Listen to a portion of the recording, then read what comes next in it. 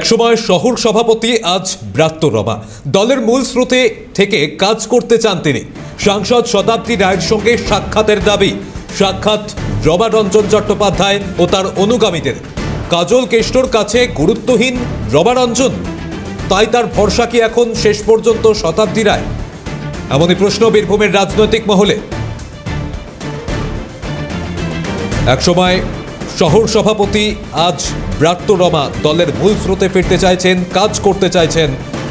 সাংসদ শতাব্দী রায়ের সঙ্গে সাক্ষাতের দাবি জানিয়েছেন রমা রঞ্জন চট্টোপাধ্যায়।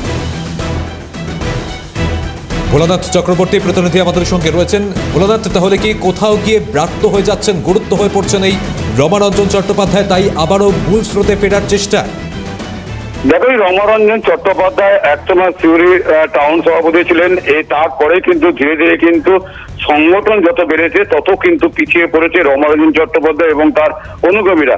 কিন্তু দেখো, বীরভূম জেলার অনুব্রত বনাম কাজল গোষ্ঠী, যে তাদের সঙ্গেও তাদের দূরত্ব কিন্তু বাড়ছিল এমনই মনে করা হচ্ছে। কারণ আজ যখন সাংসদ শতাব্দী রায় সিউড়ি সার্কিট হাউসে যায়, তখন এই রমারঞ্জন চট্টোপাধ্যায় এবং তার অনুগামীরা শতাব্দীর কাছে যায়, তাকে সম্বর্ধনা জানায় তার ডেপুটি হওয়ার জন্য।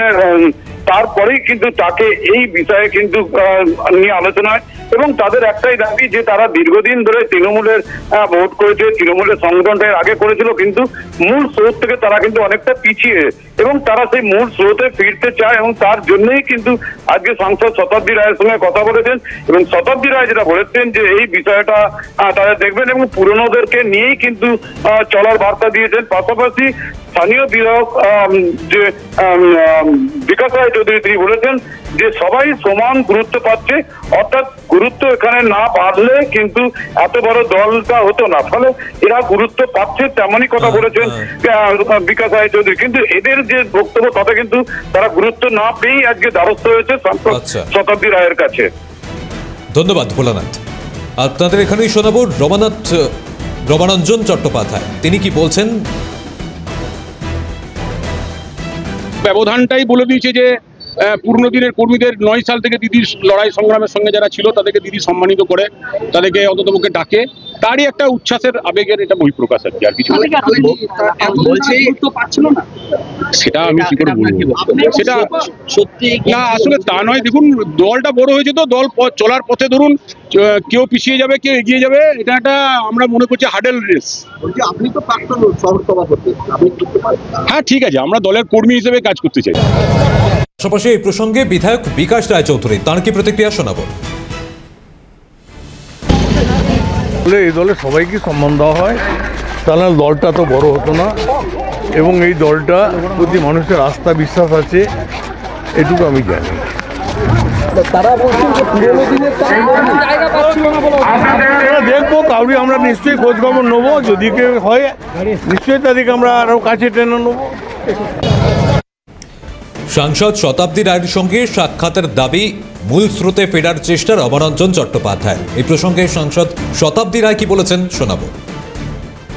আসলে আমার কাছে সবাই এক এবং প্রত্যেকটা কর্মীর সঙ্গে এত বছর ধরে রয়েছি, 17-18 বছর হয়ে গেল, প্রত্যেকটা মানুষকে চিনি, প্রত্যেকটা কর্মীদের ভালোবাসা আছে।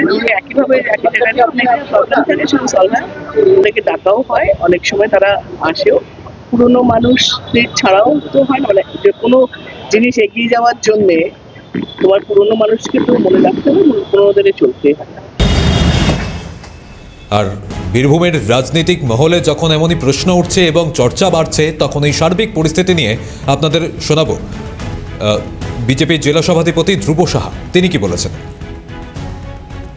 আপনারা ছাত্র রাজনীতি করেছিলেন, সেই সময় এই ধরনের কুলসিত রাজনীতি ছিল না। তৃণমূল যেটা পশ্চিমবাংলায় করেছে, এই থেকে বাংলার মানুষকে মুক্তি দিতে হবে, বীরভূমের মানুষকে মুক্তি দিতে হবে। কোথাও ভূমিপুত্র সওয়াল আবার তৃণমূলের আন্দোলনই বলা হচ্ছে। দেখুন, তৃণমূলের ভূমিপুত্র হোক আর ভূমিহীন পুত্র হোক, তৃণমূলের মানুষ কেউ সন্তুষ্ট তৃণমূলে থেকেও নয়, আবার কেউ তৃণমূলের বাইরে থেকেও নয়। তৃণমূল থেকে কেউ কোনো সন্তুষ্টি পায়নি। সুতরাং ভূমিপুত্র নিয়ে যারা চিৎকার চেঁচামেচি করছে, তারাও মনে হয় অযথাই চিৎকার করছে, কারণ কোনো মূলই কাজ করছে।